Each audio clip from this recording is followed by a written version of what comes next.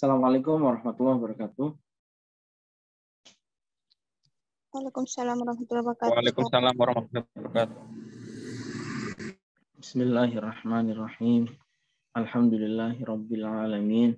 Wa afdhalus salati wa tammu taslim ala sayyidina Muhammadin wa ala alihi wa sahbihi ajma'in. Allahumma akhrijna min dhulumatil wahmi wa akrimna bi nuril fahmi waftah alaina bi ma'rifatil ilmi wa sahhil akhlaqana bil hilmi waj'alna mimman yastami'una al-qawl fa yattabi'una ahsanah. Wa ba'du, baik rekan-rekan sekalian, malam hari ini kita melanjutkan pembacaan kitab Syariatullah Al-Khalidah, ya, karya Sayyid Muhammad bin Alawi Al-Maliki. Ya.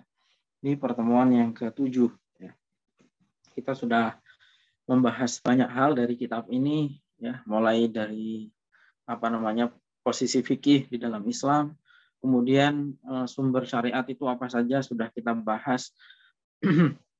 Kemudian fikih di era Nabi, bagaimana di era para sahabat itu seperti apa, ya. Kemudian di era tabi'in. Nah, sekarang kita akan membahas fikih di era tabi'in yang junior, ya. Kemarin kita sudah membahas di akhir era sahabat dan kemudian tabi'in senior, ya. Sekarang kita akan membahas perkembangan fikih di era tabi'in junior, ya, sampai dengan akhir abad kedua Hijriah, ya, sampai dengan akhir abad kedua Hijriah.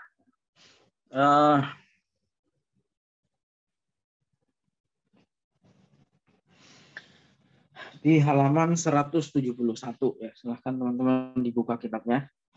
Bismillahirrahmanirrahim. Qala al-musannif rahimahullah wa nafa'ana bihi wa bi'ulumihi fid dharain amin. Al-fiqhu wa ibtida'u tadwinihi fi asri sighari tabi'in. Jadi ini adalah tentang sejarah awal pembukuan fikih.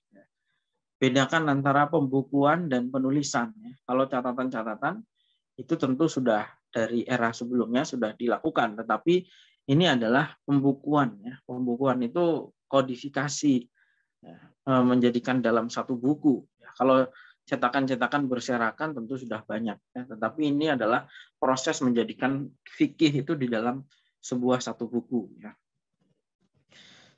Di awal pembukuannya sampai dengan akhir abad kedua Hijriah. Dzakarul ulama anna Umar bin Abdul Aziz rahimahullah taala asdara amraini asdara alal fiqhi kasiran. Jadi gini, kemarin kita sudah bahas soal fikih di masa Khulafaur Rasyidun dan era setelahnya, ya. Artinya era setelahnya itu adalah era Umayyah, ya. Dinasti Bani Umayyah. Dan kemarin khalifah terakhir yang kita bahas di pembahasan minggu lalu itu adalah Khalifah Umar bin Abdul Aziz, ya, seorang khalifah dari Bani Umayyah yang dikenal dengan keadilannya. Orangnya sangat adil, sangat bijaksana, ya. Hampir semua unsur masyarakatnya bisa merasakan atau mendapatkan keadilan dari beliau. Dan beliau ini seorang ulama, ya, ulama besar. Masih keturunan Khalifah Umar bin Abdul Khattab, ya. Umar bin Abdul Aziz ini. Nah, Umar bin Abdul Aziz itu pernah mengeluarkan perintah sebagai khalifah, 2 perintah. Yang pertama adalah amaro bitafriqil ulama fil afaq. Umar bin Abdul Aziz memerintahkan ulama itu menyebar ke penjuru. Tujuannya apa? Yaitu li ta'limil ummati wa tahdzibiha. Tujuannya adalah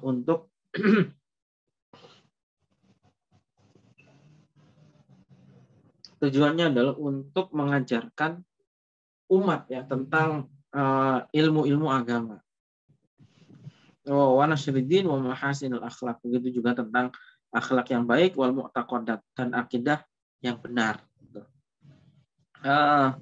Dan termasuk yang diutus itu diantaranya adalah ada 10 orang tabi'in yang dikirim ke Afrika untuk mengajarkan kitab fikih, gitu. Yaitu sejarah awal di era Umar bin Abdul Aziz.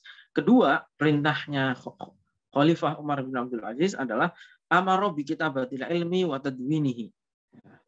Kemudian yang kedua adalah Umar bin Abdul Aziz memerintahkan penulisan kitab ya, atau penulisan ilmu serta pembukuannya.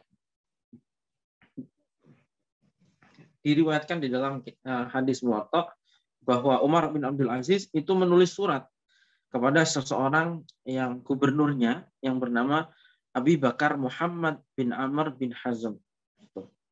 Perintahnya adalah aninzur makana min hadis Rasulullah Shallallahu Alaihi Wasallam. Jadi Khalifah Umar ini mengirim surat kepada gubernurnya. Coba kamu lihat ya, apakah di tempatmu itu ada hadis-hadis Rasulullah yang tersebar? Ya, coba kamu catat faktub huli ya. Fa inni qad khiftu durusal ilmi wa dhahabal ulama. Karena saya itu khawatir ilmu ini bisa hilang nih kalau nggak dicatat nih.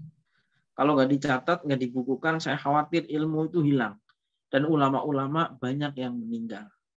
Jadi saya perintahkan kamu coba cek ya, di daerahmu itu hadis-hadis yang beredar di sana, apa saja catat. Gitu. Kata Umar bin Abdul Aziz. Nah, itu adalah perintah pertama untuk menuliskan dan membukukan ilmu. Nah, itu adalah. Nah, ya sekali lagi itu pembukuan ya.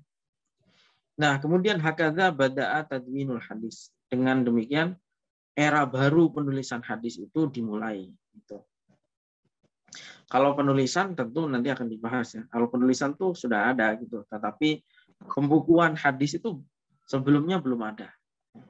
Jangankan hadis ya, pembukuan Al-Quran saja kan sebelumnya juga tidak ada di zamannya Nabi itu.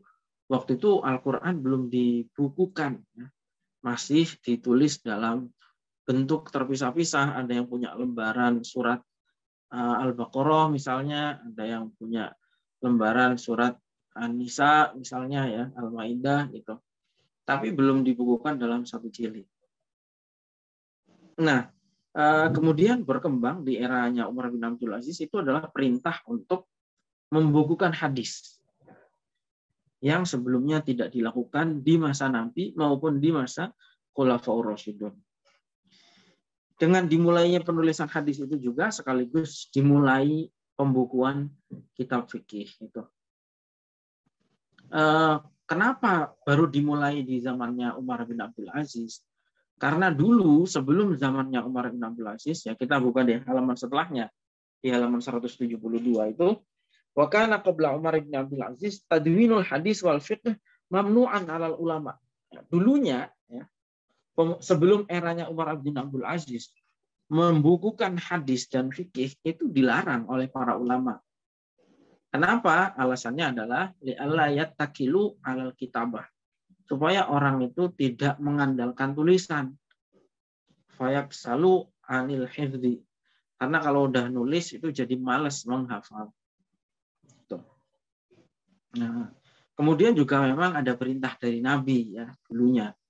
La taktubu anni, kata Nabi. Jadi Nabi pernah bersabda, la taktubu anni. Wa man yaktub anni ghairal Qur'an falyamhuhu.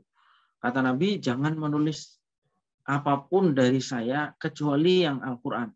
Kalau Al-Quran kamu boleh tulis, tapi apapun dari saya selain Al-Quran jangan ditulis. Tuh. Barang siapa yang menulis dari saya selain Al-Quran, tolong dihapus, kata Nabi. Jadi Nabi ini khawatir nanti tercampur antara Al-Quran dengan yang lain.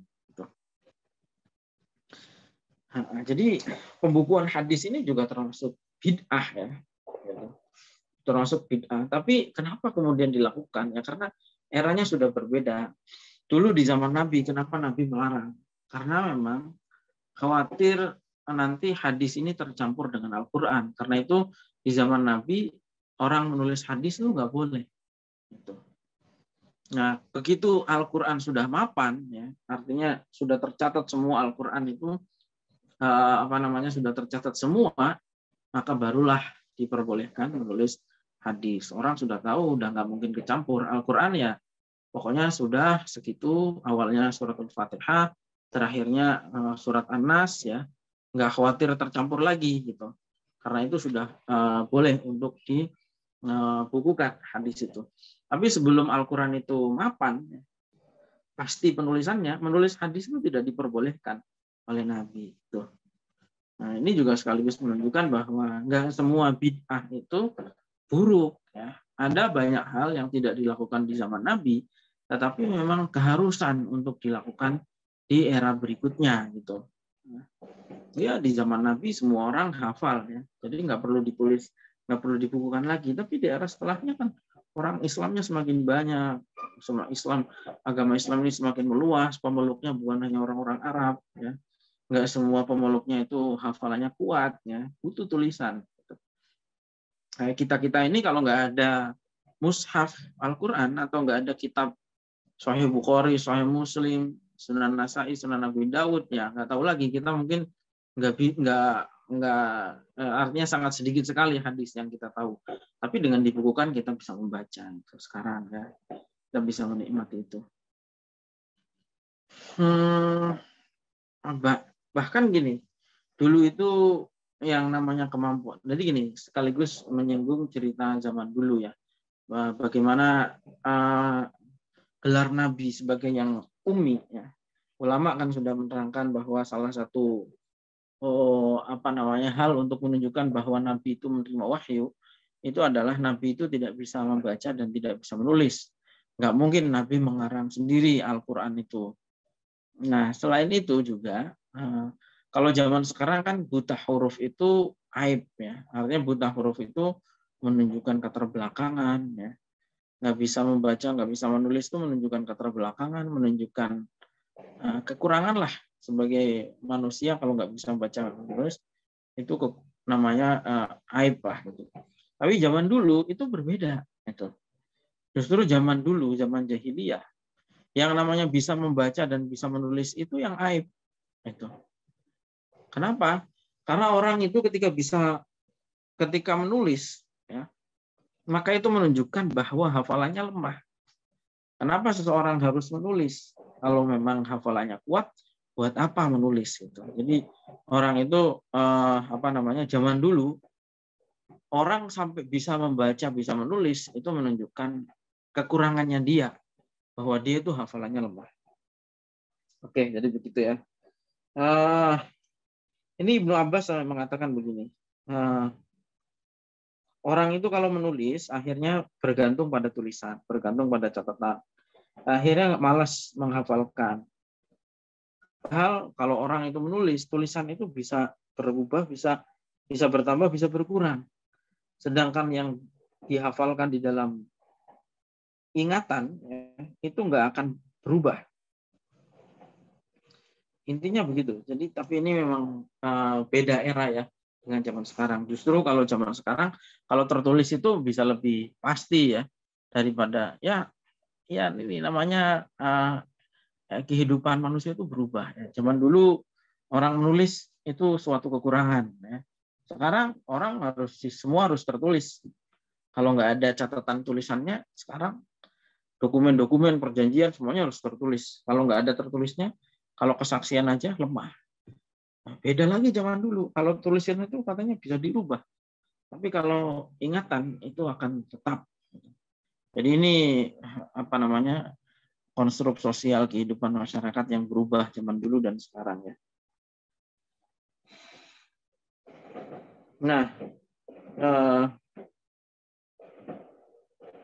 itu misalnya nih di sini dikutip seorang ulama ahli hadis namanya Asy-Sya'bi. Dia dengan bangga menyampaikan makatabtu sauda fi baydha. Saya itu tidak pernah menuliskan tinta hitam di atas kertas putih. Artinya bangga bahwa hafalannya tuh kuat. Saya nggak perlu nulis juga, saya hafal semua. Beda zaman sekarang, ya. Kalau sekarang, kalau orang bisa nyatet semuanya, bangga, catatannya lengkap. Ada juga dialognya Imam Malik itu. Kata Imam Malik pernah ditanya, kamu menulis nggak? Kamu itu menuliskan nggak waktu belajar tuh nyatet nggak? Kata Imam Malik, enggak. Terus kamu pernah nggak minta diulangi pembacaan hadis itu? Enggak pernah. Kata Imam Malik, saya itu setiap kali dengar pasti saya tidak akan pernah lupa. Itu kekuatan ingatannya orang zaman dulu. Pernah suatu kali dites, ya, beliau ada kisahnya ulama hadis, ya, Abu Hurairah itu di depan Khalifah Marwan bin Hakam. Disuruh baca hadis, dibaca semua hadisnya, dibaca, dia nggak sadar ada orang yang menulis di belakangnya.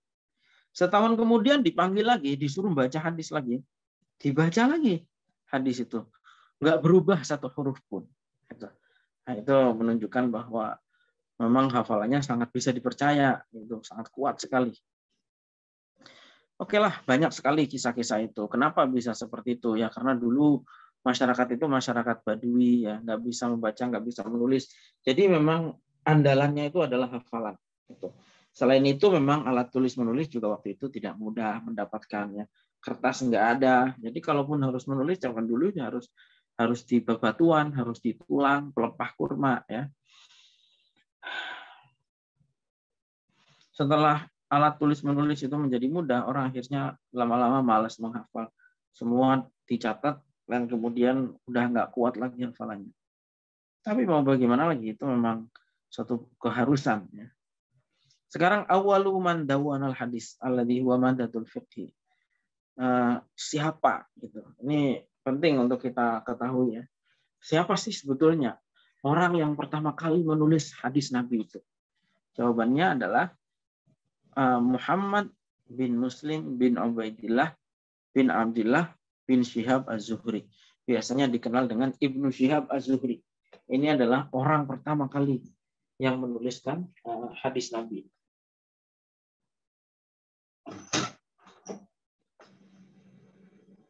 Tadi itu adalah orang yang pertama kali menulis hadis Nabi, itu namanya Ibnu Syihab Az-Zuhri, ya. Atas perintah dari Umar bin Abdul Aziz. Ibnu Syihab Az-Zuhri adalah seorang ulama besar yang ada di tanah Hijaz, ya, di Syam.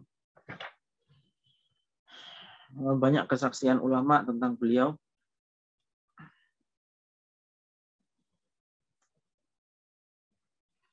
Banyaklah di sini, mungkin saya nggak. Salah satunya adalah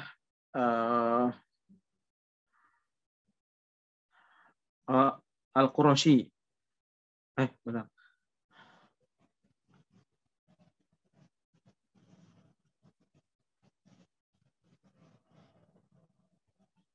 Amr bin Dinar itu pernah pernah ditanya, pernah berpesan, Alaikum bibni Syihab. Kamu belajar kepada Ibnu Syihab Az-Zuhri. Fa innakum la tajiduna ahadan a'lamu bisunnatil madhiyati minhu. Karena kamu tidak akan pernah menemukan orang yang lebih alim dalam hadis kecuali dari Imam Az-Zuhri. Imam Ibnu Syihab Az-Zuhri ini adalah seorang ulama agama sekaligus seorang politisi, karena beliau ini menjadi menterinya Khalifah Abdul Malik bin Marwan. Dan bahkan bukan hanya seorang ulama dan politisi, beliau ini juga seorang petempur, prajurit, ya. Berikutnya adalah yang menulis hadis awal-awal itu namanya adalah Abu Bakar bin Hazm al-Ansari. Pernah menjadi gubernur Madinah. Tadi saya cerita soal seorang gubernur yang diperintah oleh Umar bin Abdul Aziz. Ini adalah Abu Bakar bin Hazm ini, ya, seorang ulama, seorang gubernur di Madinah. Itu yang diperintah oleh Umar bin Abdul Aziz untuk menulis hadis, ya.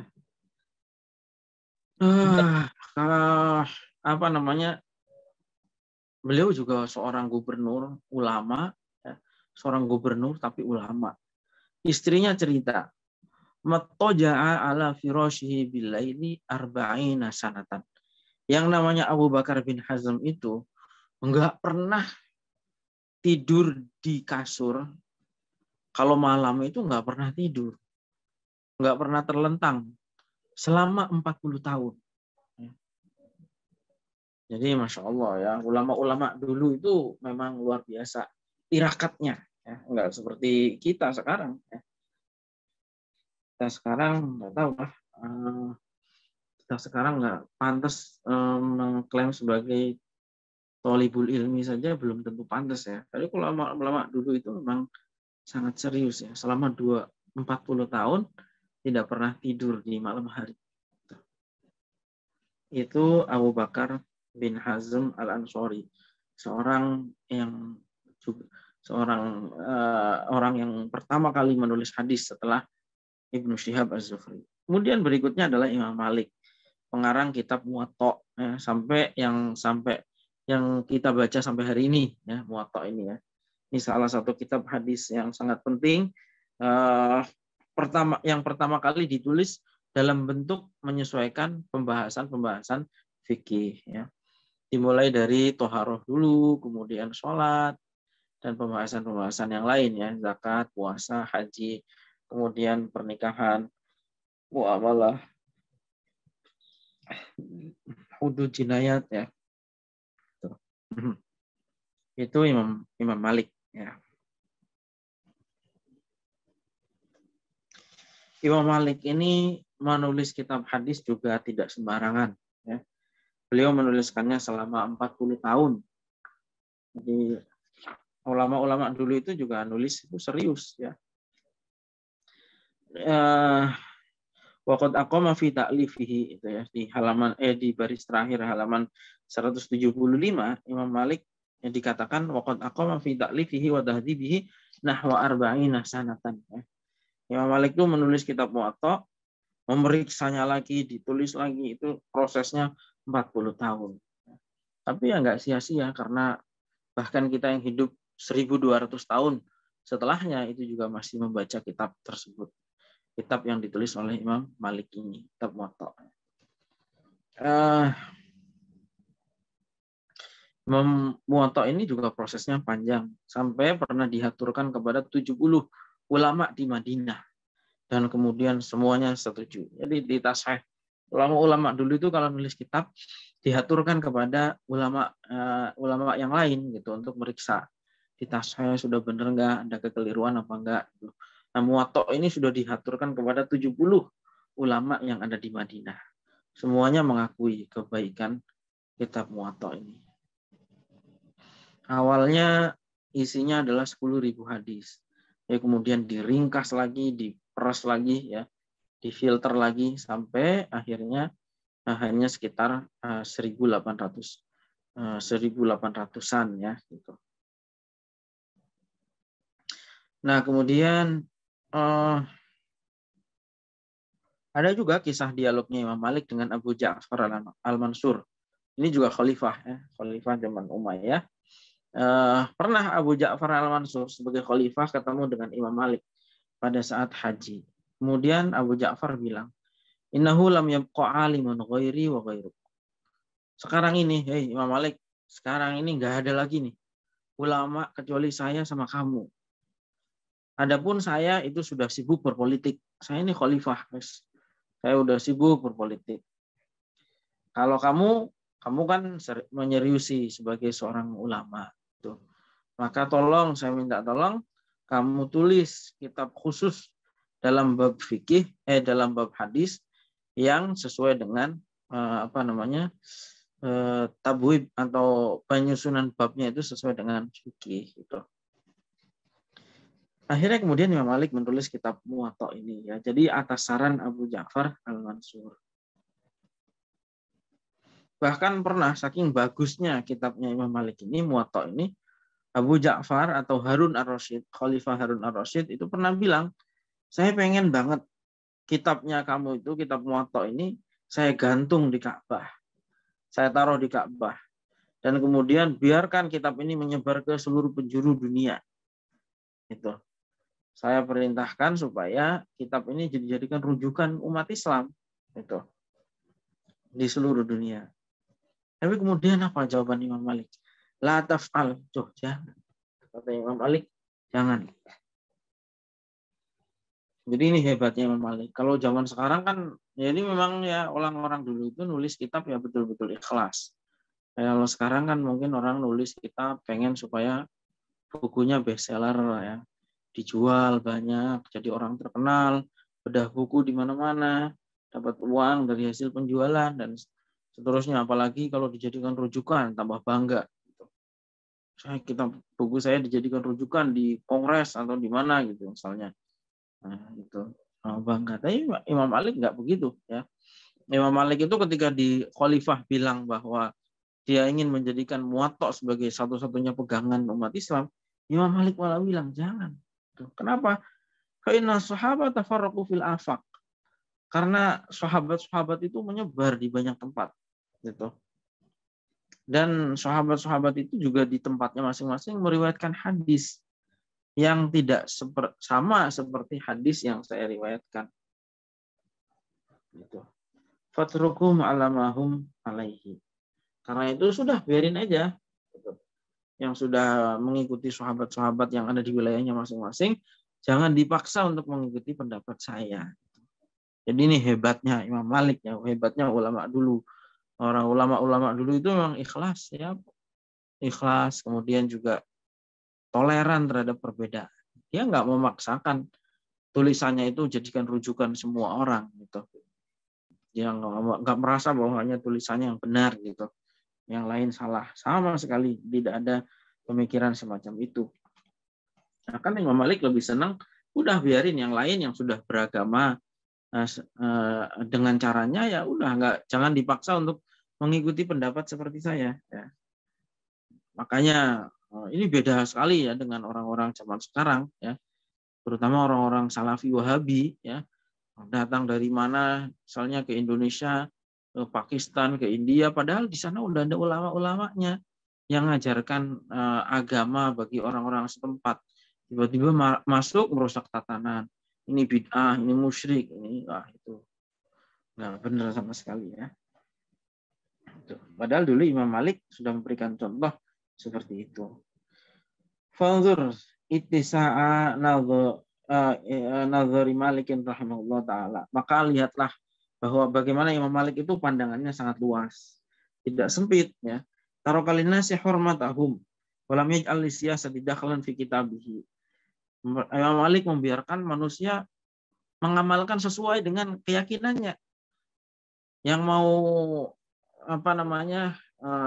mengamalkan keyakinannya itu misalnya kunut ya udah biarin aja gitu. Yang mau tarawehnya 8 rakaat, mau tarawehnya 20 rakaat, biarin aja. Jangan dipaksa pendapatnya harus sama dengan saya gitu. Dan Imam Malik di sini tidak menjadikan politik sebagai sebagai keuntungan gitu. Kan tadi kan khalifah yang menawarkan ya. Padahal Imam Malik ini dekat dengan khalifahnya. Kalau Imam Malik mau bisa aja menjadikan kitabnya satu-satunya rujukan. Tapi Imam Malik nggak mau. Dan kitab Muwatta ini menjadi kitab yang luar biasa sekali. Bahkan kalau menurut Imam Ibnul Arabi, ya Imam Ibnul Arabi ini adalah seorang ulama dari mazhab Malik, ya, mazhab Maliki, itu mengatakan bahwa kitab hadis paling bagus itu adalah Muwatta, nomor 2-nya baru Shahihul Bukhari. Nah, ini tentu pendapat ya. Dan tapi cukuplah bagi Muwatta itu suatu kelebihan bahwa Muwatta inilah yang menjadi rujukan dari kutubus sittah. Sahih Bukhari, Sahih Muslim, dan kitab Sunan Tirmidzi, Nasai, Abu Daud, semuanya merujuknya kepada Muwatta.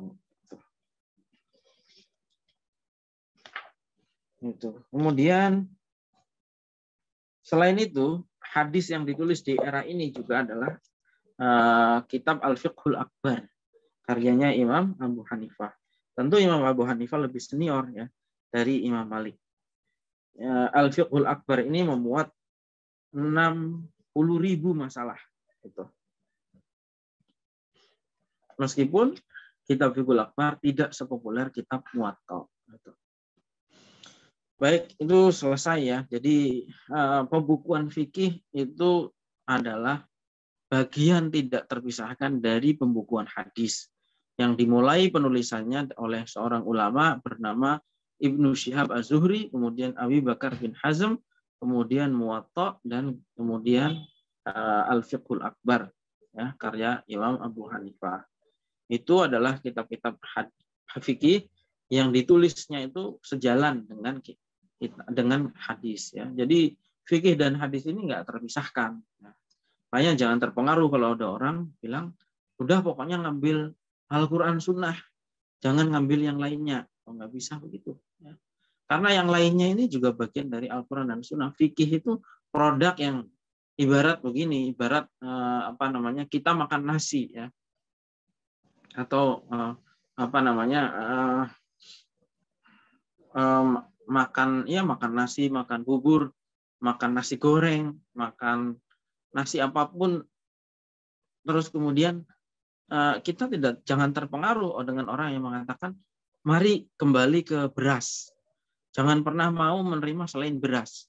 Padahal nasi itu, nasi kuning, nasi goreng, nasi apapun asalnya itu juga beras, diproduksi dari beras. Fikih ini produk dari Al-Quran dan Sunnah. Gitu. Jadi bukan berarti ketika kita mengambil Al-Quran dan Sunnah lalu tidak mengambil yang lainnya. Gitu. Karena fikih ini juga produk dari Al-Quran dan Sunnah. Gitu. Ya. Kemudian berikutnya adalah mazhab-mazhab fikih yang lahir di era ini, ya.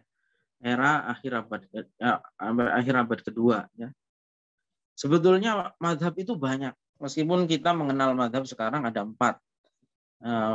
Hanafi, Maliki, Syafi'i, Hambali. Tapi sebetulnya mazhab itu dulunya banyak. Itu. Sampai jumlahnya di sini ditulis 13 mazhab. Itu. Begitu juga 13 mazhab itu Sunni semua, ya. Di luar mazhab-mazhab Ahlul Bait atau mazhab-mazhabnya orang Syiah, ya. Seperti Zaidiyah, Ja'fariyah, itu. Nah, imam-imam mazhab itu siapa aja? Pertama, imam mazhab itu adalah Ali bin Husain bin Ali. Itu. Jadi cucunya Sayyidina Ali bin Abi Thalib. Atau yang dikenal dengan Imam Ali Zainal Abidin. Itu imam mazhab pertama. Beliau ini hidup bersama dengan Sayyidina Ali 2 tahun. Dan kemudian bersama dengan Hasan bin Ali itu 10 tahun. Jadi dari situ kita sudah tahu beliau belajar agamanya dari siapa. Imam Ali Zainal Abidin ini masyhur, seorang ulama yang konon kalau setiap malam sholatnya 100 rakaat. Paling sedikit 100 rakaat. 100 apa 1000 rakaat kayaknya. Jadi itu Imam Ali Zainal Abidin. Mazhab yang pertama. Sampai Imam Az-Zuhri itu mengatakan, ma ra'aitu Hashimiyan afdhala minhu wa ma ra'aitu afqaha minhu. Saya nggak pernah melihat Bani Hashim yang lebih utama dari Imam Ali Zainal Abidin. Dan saya juga tidak pernah melihat orang yang lebih alim dalam bidang fikih kecuali Imam Ali Zainal Abidin. Itu imam mazhab yang pertama. Yang kedua adalah Imam Hasan Al-Basri. Abu Sa'id Al-Hasan bin Abil Hasan Al-Basri. Ini juga biografinya sangat banyak, ya. Sudah pernah dibahas di dalam kitab ini. Kemudian yang ketiga, imam mazhab yang ketiga adalah Imam Abu Ja'far Al-Baqir, ya. Nama aslinya itu adalah Muhammad bin Ali bin Husain bin Ali bin Abi Thalib Al-Hashimi Al-Alawi. Kenapa disebut Al-Baqir?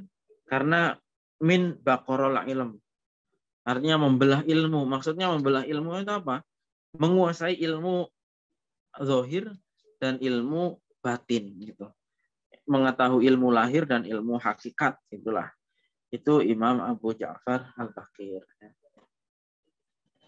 Termasuk seorang ulama fikih dari kalangan tabi'in yang ada di Madinah, beliau ini. Yang keempat adalah Imam Zaid bin Ali. Yang kelima adalah Imam Ja'far As-Shadiq. Ini seorang ulama besar juga, ya. Gurunya Imam Hanafi ini, gitu. Ini juga seorang ulama Ahlul Bait ya. Eh, hmm,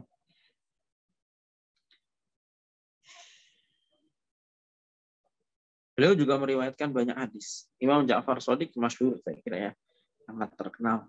Itu ulama mazhab yang kelima. Ulama mazhab yang keenam itu adalah Imam Abu Hanifah. Imam Abu Hanifah ini adalah seorang ulama yang paling senior di antara 4 imam mazhab. Kita mengenal sekarang kan imam mazhab itu ada 4, yaitu Imam Hanafi, Imam Malik, Imam Syafi'i, dan Imam Hambali ya. Itu Ahmad bin Hambal. Maksudnya Imam Ahmad bin Hambal. Itu yang paling senior ini adalah Imam Abu Hanifah. Yang nama aslinya adalah Nu'man bin Sabit. Beliau ini bukan orang Arab. Makanya ya. Beliau ini adalah orang Al-Farisi, orang Persia. Ya, aslinya orang Persia. Kalau sekarang Iran ya, daerah-daerah situ. Kakeknya itu namanya Zuto, itu adalah seorang budak. Makanya di Islam itu ya, nggak ada orang itu mulia hanya mengandalkan keturunan, atau kemuliaan seseorang itu bukan karena keturunan ya. Contohnya Imam Abu Hanifah. Imam Abu Hanifah itu lahir dari seorang bukan orang Arab. Pertama bukan orang Arab, yang kedua bukan keturunan orang besar gitu, tapi kakeknya itu seorang budak. Gitu. Begitu. Terus kemudian Imam Abu Hanifah ini menangi banyak sahabat. Artinya sempat menemui beberapa sahabat. Ada yang mengatakan ketemu dengan 4 sahabat, ada yang mengatakan ketemu dengan 21 sahabat. Nah, itu Imam Abu Hanifah. Imam Abu Hanifah ini adalah salah seorang ulama yang sangat alim dalam bidang fikih. Itu. Banyak kesaksian diantaranya dari Waqi' ya, dari Ibnu Mubarak, dan dari banyak orang bahwa Imam Abu Hanifah adalah julukannya adalah faqihul ummah, orang yang paling ahli dalam bidang fikih dari umatnya Nabi Muhammad SAW. Beliau ini terkenal sebagai orang yang keimamannya sangat diakui dan kealimannya dalam bidang fikih. Meskipun ya ada terhadap Imam Abu Hanifah ini ada kritik bahwa Imam Abu Hanifah itu kurang memperhatikan hadis Nabi. Tapi itu dibantah oleh Ibnu Khaldun. Ada yang mengatakan bahwa Imam Abu Hanifah itu banyak ijtihadnya, kurang gitu dalam bidang hadis. Tapi itu dibantah oleh Ibnu Khaldun. Di paragraf pertama halaman 186 ya, itu Ibnu Khaldun mengatakan wa hasyahu ayakuna jahilan bisunnah, enggak mungkin lah Imam Abu Hanifah itu enggak menguasai hadis gitu. Enggak, kalau memang Abu Hanifah itu enggak menguasai hadis, dari mana semua ilmu fikihnya itu? Jadi enggak mungkin intinya. Nah, sebagaimana nanti di berikutnya akan dibahas, bahkan Imam Abu Hanifah itu bukan hanya seorang yang ahli fikih, tetapi bahkan mempunyai kitab hadis yang judulnya Musnadu Abi Hanifah. Nah, itu ada juga di situ catatan bahwa Imam Abu Hanifah itu awalnya bahkan bukan seorang santri, tapi awalnya itu adalah pedagang. Gitu. Pedagang besar tadinya. Imam Abu Hanifah itu tadinya pedagang besar. Dagangannya itu adalah kain sutra. Itu.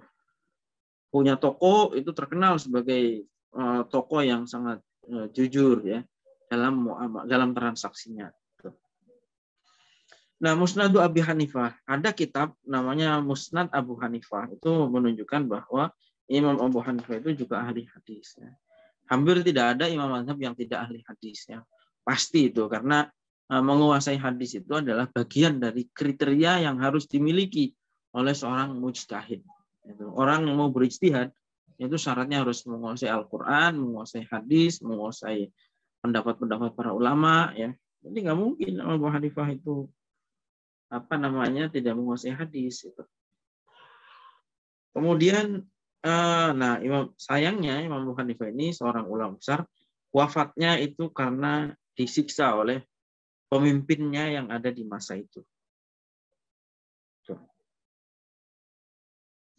Jadi apa namanya, Abu Hanifah ini termasuk yang mengalami tahun ujian, amul mihnah istilahnya ya. Jadi banyak pada saat itu ulama-ulama itu. Jadi makanya gini, nggak semua era kekhalifahan itu isinya manis-manis ya. Yang pahit-pahit juga banyak, yang berdarah-darah juga banyak.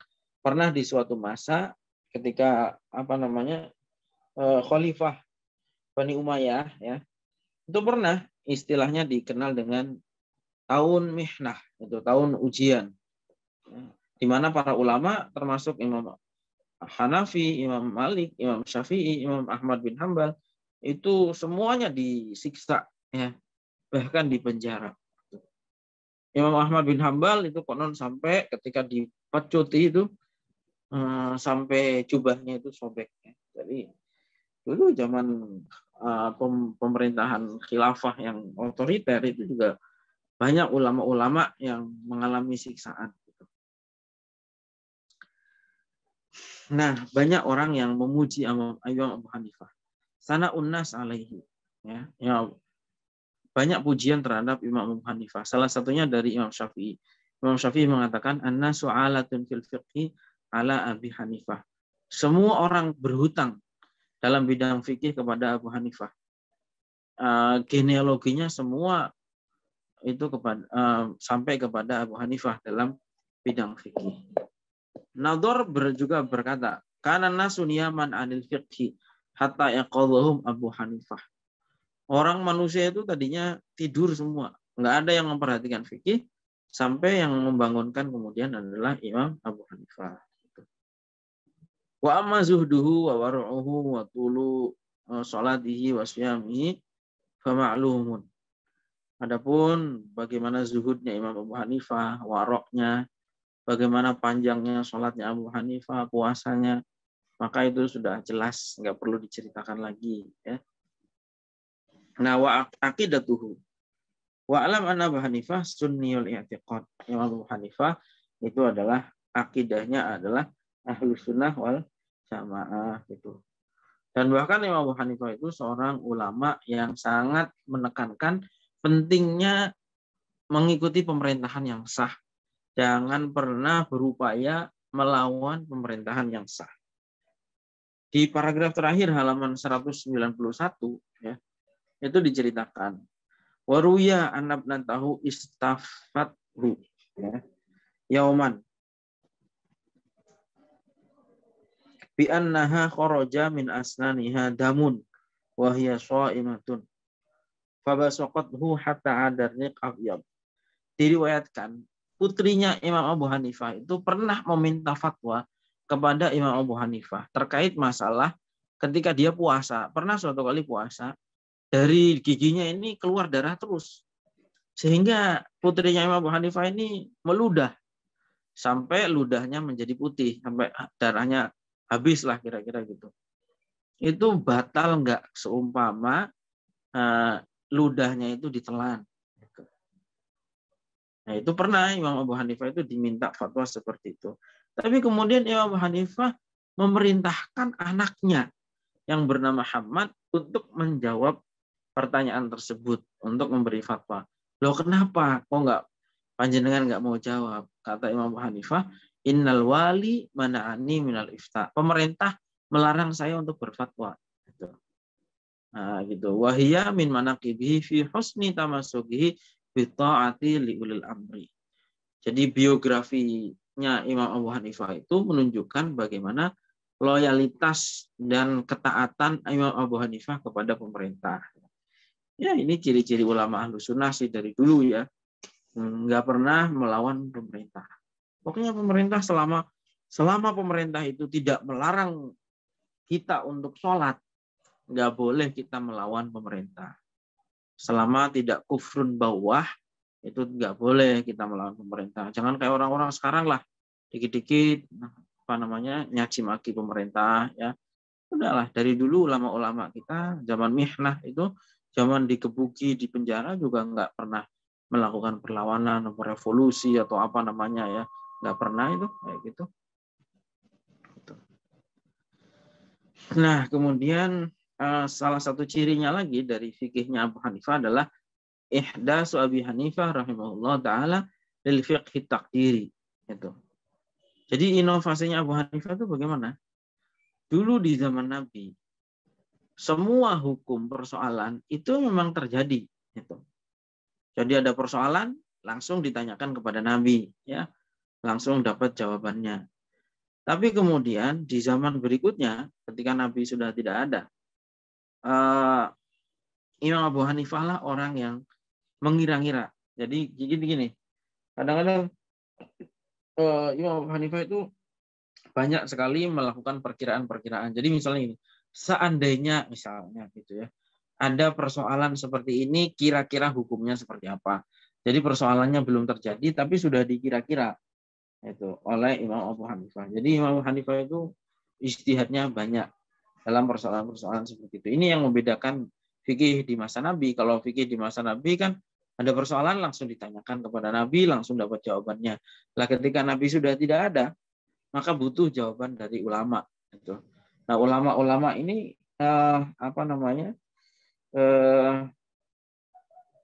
membuat perandai-andaian gitu.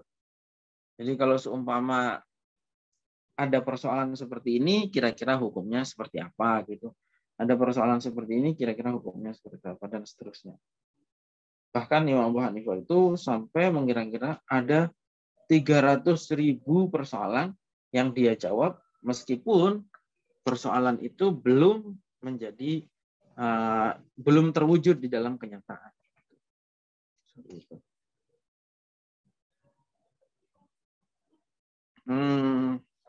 Imam Abu Hanifah itu terkenal sebagai ulama yang paling piawai dalam ijtihad, terutama di dalam fikih. Ada hal-hal yang teknis sebetulnya, tapi ini saya kira kita lewatin dulu ya. Kemudian yang nomor 7, halaman 210, ya. Imam madhab yang ketujuh itu adalah namanya Imam Abu Amr Abdurrahman Al-Auza'i. Terkenalnya sebagai Imam Al-Auza'i.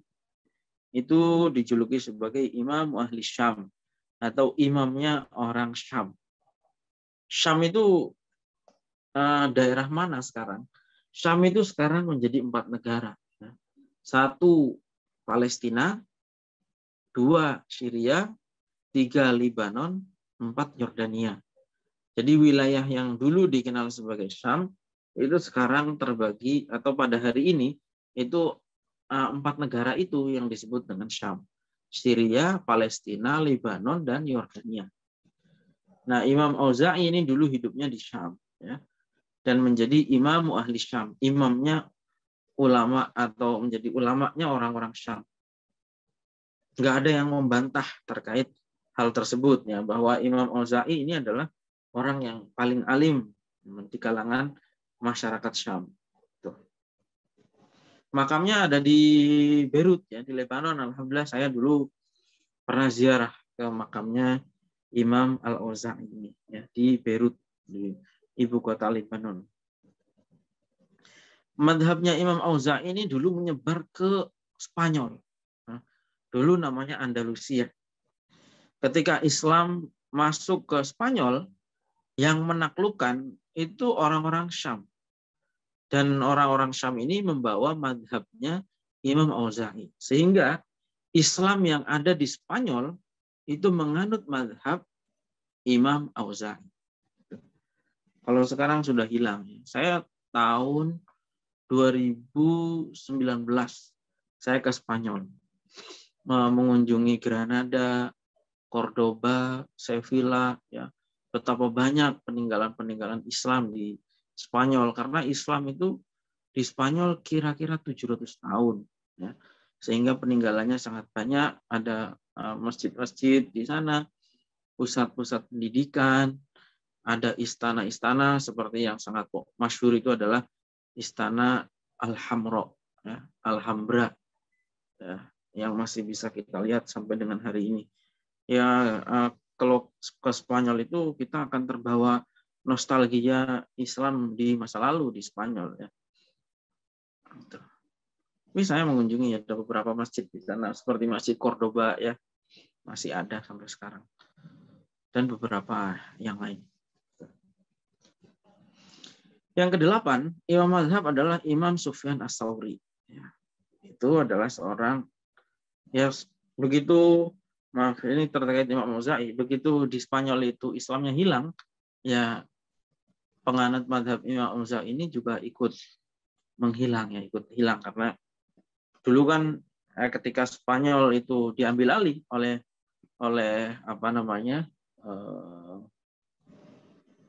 siapa namanya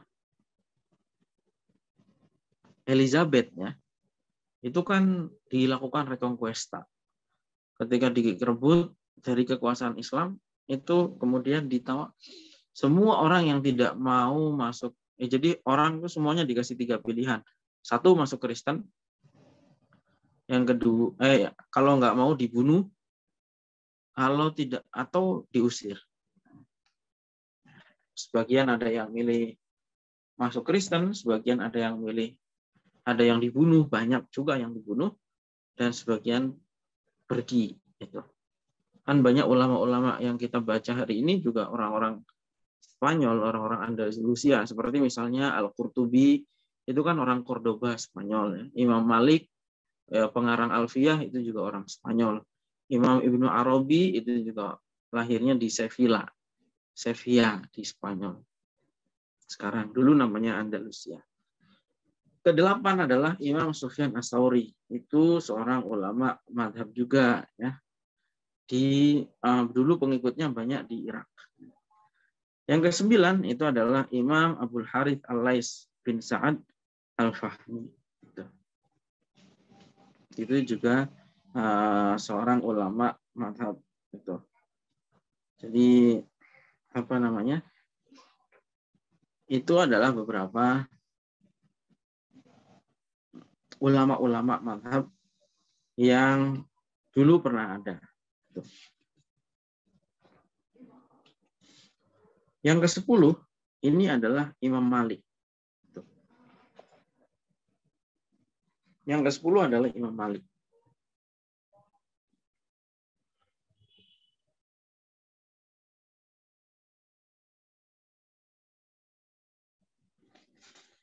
Imam Malik itu seorang ulama besar yang kakeknya itu adalah seorang sahabat. Ya.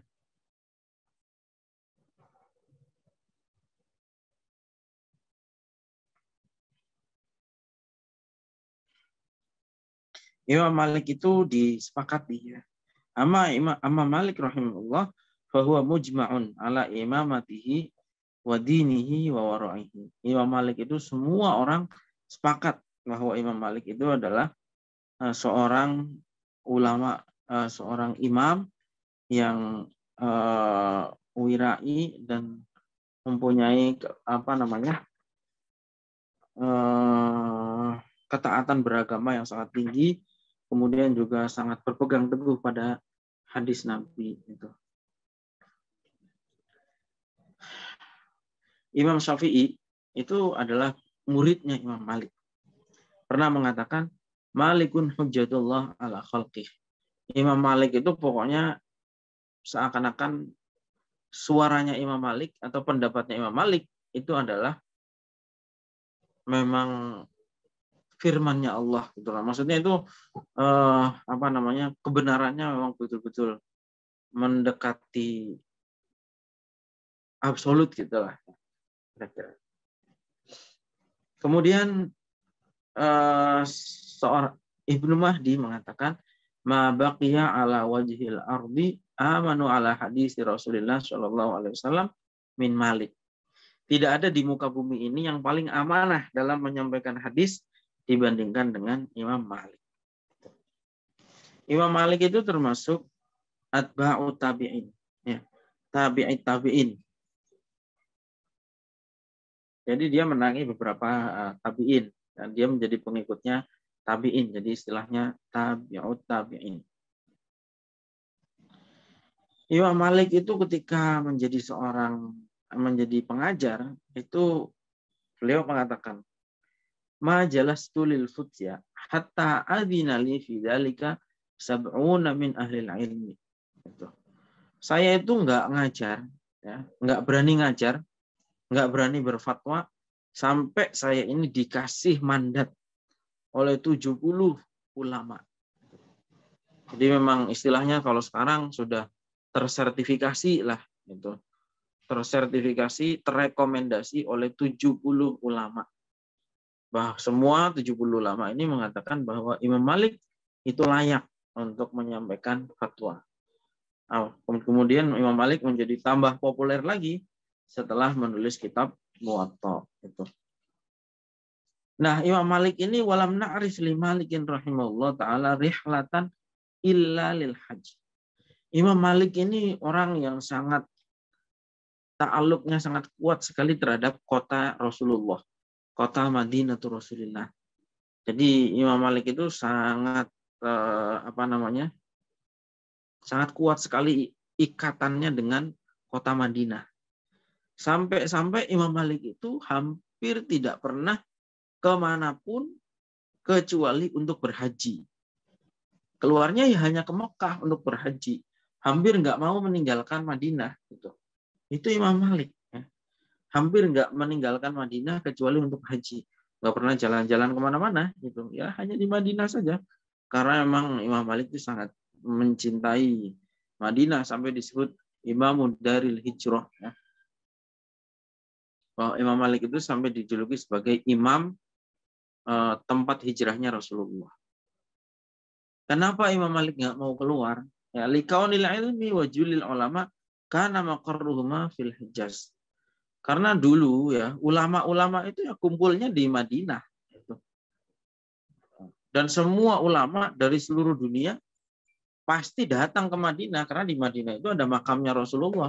Jadi Imam Malik nggak perlu pergi kemana-mana. Imam Malik cukup standby di Madinah. Dia bisa belajar dari siapa saja yang datang ke Madinah. Ulama-ulama yang ada di Madinah maupun ulama-ulama dari seluruh dunia yang berkunjung ke Madinah. Jadi ya nggak kemana-mana intinya. Oke, gitu. Ini kemudian ada Qawaidul Mazhab Malik tentang kaedah-kaedah mazhabnya Imam Malik, saya kira, dan pembahasan-pembahasan yang lain lah. Ada Imam Malik itu termasuk salah satu dasar ijtihadnya adalah amalu ahlil Madinah, ya. Jadi ya tentu kalau ijtihad itu pertama ngambilnya dari Al-Qur'an pasti ya. Prosesnya bagaimana? Ya Al-Qur'an yang zahir dulu didahulukan, kemudian mafhum mukhalafahnya seperti apa, mafhum muwafaqahnya seperti apa, ijma', qiyas, kemudian amal ahli Madinah, pendapatnya sahabat, istihsan, itu cara-cara ijtihadnya Imam Malik. Nah, jadi Imam Malik itu salah satunya menggunakan amal ahli Madinah. Kalau memutuskan sesuatu, Imam Malik lihat dulu orang Madinah melakukan enggak. Seperti itu. Jadi patokan. Kenapa? Ya karena orang Madinah ini orang yang menyaksikan secara langsung amaliyahnya Rasulullah karena Rasulullah hidup di Madinah, ya. Kemudian Imam Malik juga mengambil pendapatnya para sahabat itu sebagai referensi dalam ijtihadnya. Gitu. Yang ke-11 yaitu adalah Imam Abu Muhammad Sufyan bin Uyainah. Ini juga seorang ulama mazhab yang ke-11. Ya. Ini juga seorang ulama besar, salah satu tabi'in. Ya. Punya guru kebanyakan gurunya itu sama dengan guru-gurunya Imam Malik. Sampai Imam Syafi'i pernah mengatakan, ala ilmu ya guru ala salasatin. Ilmu itu berputarnya pada 3 orang. Pertama adalah Malik, kedua Lais, dan ketiga adalah Ibnu Uyainah. Ibnu Uyainah ini juga, Sufyan bin Uyainah ini juga seorang ulama ahli hadis dan ulama tafsir.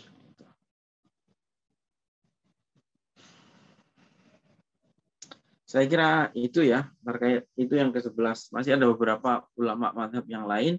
Insya Allah kita lanjutkan lagi pada hari Rabu yang akan datang, yaitu yang ke-12 yaitu Imam Syafi'i, ya. Insya Allah kita bahas pada hari Rabu yang akan datang insya Allah. Jadi saya kira itu ya untuk pembahasan hari ini. Jadi intinya kitab-kitab fikih itu ya yang sebagian orang itu kadang-kadang ada yang nggak mau ya, aneh ini karena menganggap bahwa menganggap bahwa hanya mau ngambil dari Al-Quran dan Sunnah, nggak usah pakai ulama-ulamaan gitu, nggak usah pakai fikih gitu. Nah, seperti itu. Jadi padahal kalau kita baca sejarahnya ya, penulisan kitab fikih ini juga sudah dilakukan di masanya tabi'in, di mana pada saat itu sahabat-sahabat itu sudah ada gitu penulisannya. Tentu kalau praktek fikihnya, fikih itu ya intinya juga sama. Fikih ini kan pengambilannya juga dari Al-Quran, dari Sunnah ya. Kemudian penulisan fikih itu juga berbarengan dengan penulisan hadis, sehingga fikih dan Al-Quran Sunnah itu suatu hal yang tidak bisa dipisahkan, karena pertama kali penulisan hadis pertama itu dilakukan oleh Ibnu Syihab Az-Zuhri, Imam Abu Bakar bin Hazm, itu juga atas perintahnya Khalifah Umar bin Abdul Aziz untuk menulis kitab hadis ya, yang bagian yang tidak terlepasnya adalah fikih gitu. Kemudian berikutnya Imam Malik menulis hadis sesuai dengan bab-bab fikih, toharoh, sholat dan seterusnya itu. Jadi saya kira itu, dan kemudian ulama-ulama mazhab itu tadi diterangkan ya, jumlahnya ternyata cukup banyak ya, yang mungkin kita tidak semuanya tahu ya, karena kita mengenalnya sekarang ya hanya 4. Padahal ulama mazhab itu banyak. Sampai ada 17 ulama mazhab ya. Ada Imam Auza'i tadi ya, ada Imam Hasan Al-Basri dan ulama-ulama yang lain ya. Meskipun yang kita yang masyhur ya, yang populer di dunia Islam hari ini itu 4 ya, Imam Hanafi, Maliki, kemudian Syafi'i, Imam Syafi'i dan Imam Ahmad bin Hambal. Tapi sebetulnya mazhab itu banyak ya. Hanya saja memang tidak semuanya itu eksis sampai dengan hari ini gitu, karena ada sebagian mazhab yang pengikutnya mulai habis. Seperti itu ya, saya kira. Kita lanjut lagi pada hari Rabu yang akan datang terkait dengan Imam Syafi'i. Ya. Imam Syafi'i ini adalah salah seorang ulama mazhab yang paling banyak pengikutnya yang paling banyak diikuti di Indonesia, di Asia Tenggara. Kalau mazhab Maliki itu pengikutnya banyak di daerah Afrika Utara. Ya. Imam Hanafi itu banyak diikuti di Turki, di Syria. Saya dulu di Syria pengikutnya banyak kan mazhab Hanafi. Itu. Jadi gitu ya. Di Afrika Afrika Utara banyak kan pengikutnya mazhab Maliki. Di Syria, Turki banyak kan Hanafi. Di Saudi banyak kan Imam Hambali. Imam Ahmad bin Hambal gitu. Jadi gitu ya. 4 ini yang paling populer hari ini ya.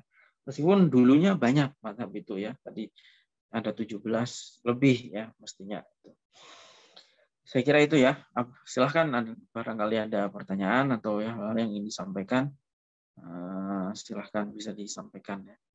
Ini ada yang tanya, apakah sah qodok sholat fardu di sholat tarawih?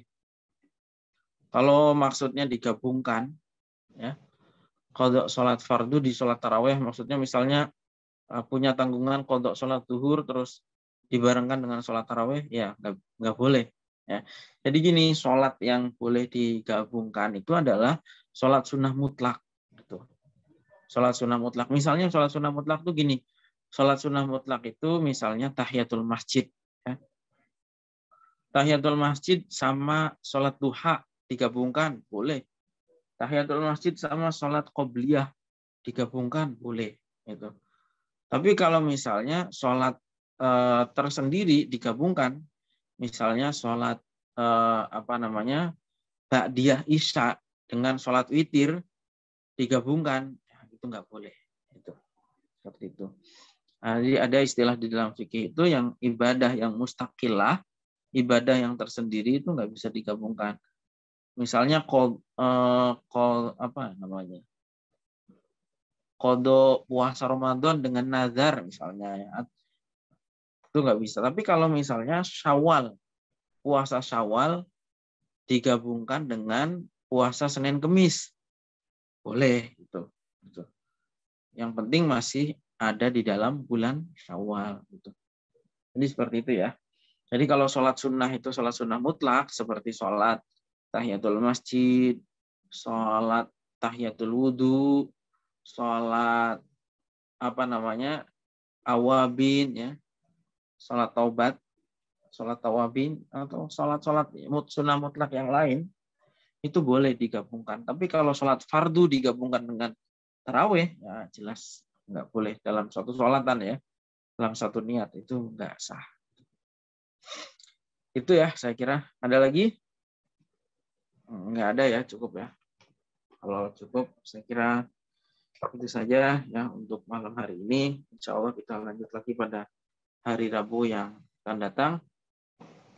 Assalamualaikum warahmatullahi wabarakatuh.